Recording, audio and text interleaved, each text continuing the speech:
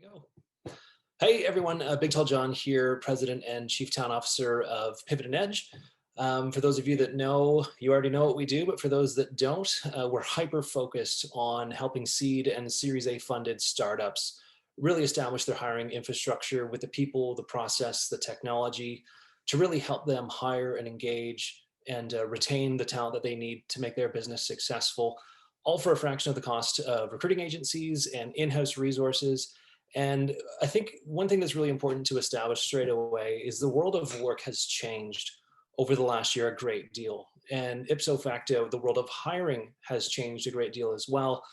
And I find myself speaking with C-levels and co-founders and HR pros all the time, every day, and everyone's struggling to hire right now. And it just seems counterintuitive. We're on the tail end of a pandemic. You'd think that it would be easier to attract people to our organizations now than it was before. And it's just not the case. And part of the reasons for that is the shift to remote work. And the fact of the matter is, employees have more options than they used to because they're no longer kind of limited to the organizations within their commuting radius and that kind of stuff. So knowing that the pandemic has been horrible for everyone, it's actually been great for job seekers in the sense that their overall pool of organizations that they could work for or roles that are available to them has expanded exponentially. And so, although it seems like it should be easier to hire right now than it has been, it's really not the case. And so, after having all these conversations with all these leaders for the past 6 months, what we thought we'd do is put together a blog series and an ebook on how can you approach this problem, how can you make it easier for your organization to attract and hire and engage the right people for your team. So we've put together this blog series, an ebook. If you want to check out the ebook, there's a link in the caption. You can also go to our website, pivotandedge.com, to check it out. But for today's video, I really just wanted to start with the first chapter and just give a summary. And it's really all about the candidate-driven market, and candidates actually have the power.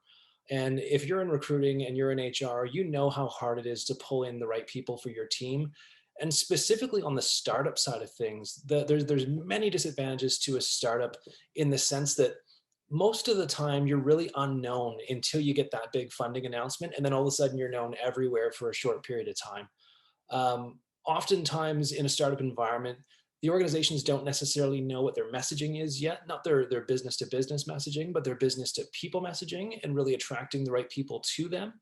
And then there's the overall level of compete required. So if you think about going fishing, if you want to catch a salmon, you can't just go to a local pond with like a wee little stick with some fishing wire on it. You need to go to the right location with the right tools, with the right technique, and the right process. And one thing I want to talk about today is really knowing how candidates really have the power right now. What are some of the steps that an organization or a startup or a scale up can really implement to really take some of that power back so they have an I said evil playing field, even playing field against their talent rivals that are going after the same people. So one thing I want to talk about first of all is employer branding. You've probably heard that phrase, not necessarily sure what it means.